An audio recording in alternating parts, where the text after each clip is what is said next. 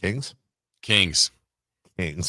Kings and Knicks. I got some sound here for you here, Dave, from the other night. Okay. So they lose to the Knicks. They give up their most points of the year, most assists, most field goals made. It was a tough night because the Knicks were hot most of the night. Let's hear from Doug Christie post game talking about how the Knicks got it done. A lot of areas that we normally thrive in, and kind of my message to them was kind of they beat us at our own game. Points in the paint, second chance points, fast break points. But we will lick our wounds and be ready to play in Brooklyn for sure. Yeah, they better be. I mean, that's the key, Dave, right? I mean, you can lose two. You can make sense of losing to Denver in Denver. Certainly losing to the Knicks, there's no shame in that. But today would be a bad one if you lost in Brooklyn to the Nets. Also, I agree with everything Doug said. Don't lick your wounds. That's weird. And it's not sanitary. You know, the dirtiest place in the human body is your mouth. So true. Let's just maybe that does not sound right. Well, look it up. Look it up. You have scope. Maybe what you've been eating. Yeah. Nah, everyone say, what's the dirtiest place in the body? Everyone goes, your butt. No, it's not. It's your mouth, dude. By like a long shot.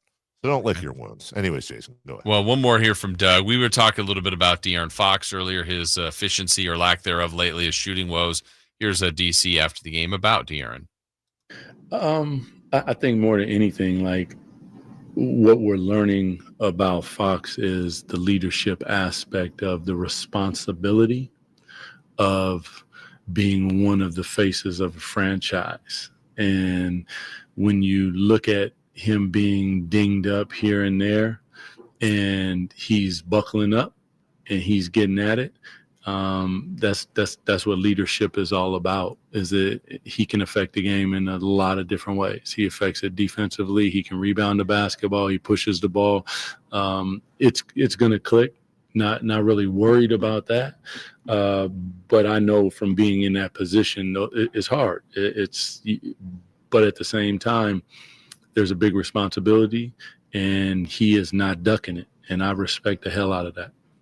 You know, Dave, this would be a really interesting, probably, like when we used to have Kevin Herter on all the time, like a real, hey, keep it 100 player conversation. Like, honestly, is there, what is the value of that? Because I think there is in a player saying, visually has an issue with his hand, like he does, but he's been playing through it. And so if you're playing, you're going to get critiqued. And so Fox is hearing it because he's not performing as what we've seen him do before.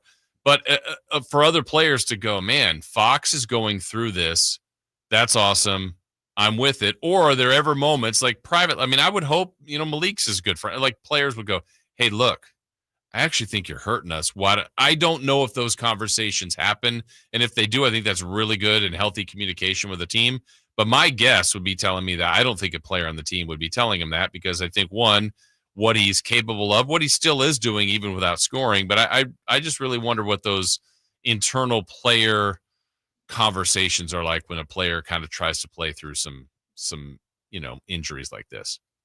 I think it's a situation where, look, Malik Monk and DeAaron go back to college and beyond. I don't think Malik's also the type of dude, for example, that would be afraid to tell anyone anything, much less a guy like DeAaron Fox, who he knows really well. And I think if it was one of those things where, what was it? What was the movie where like the guy needed to stop pitching, where he was going to like hurt his rotator cuff, and then he threw the ball at the last and like he tore his cuff, but I don't know. I feel like that was a movie. Rookie of the Year. Was it Rookie of the Year? I don't know.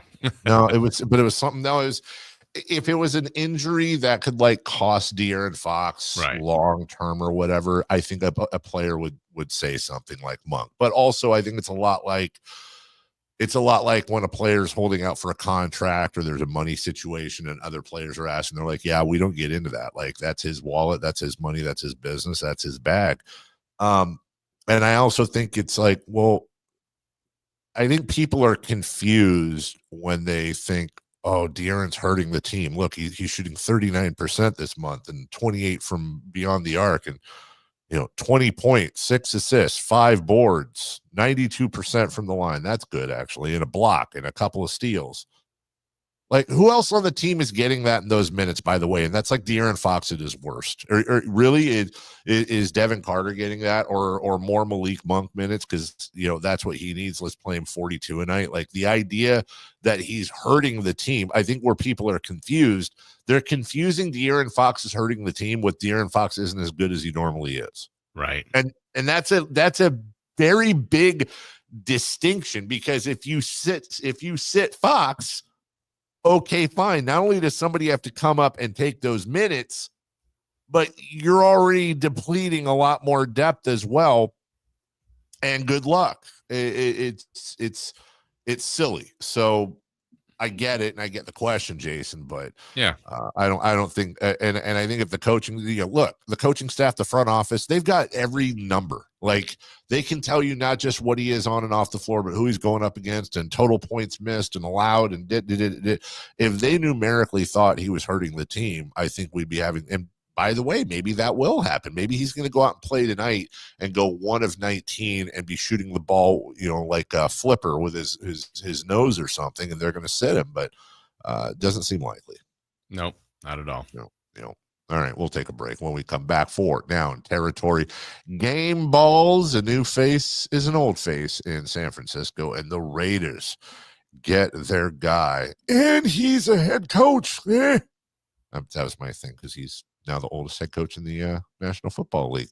But was it the right move for Las Vegas? We'll talk about that and more in Fourth Down Territory next. On the move, got somewhere to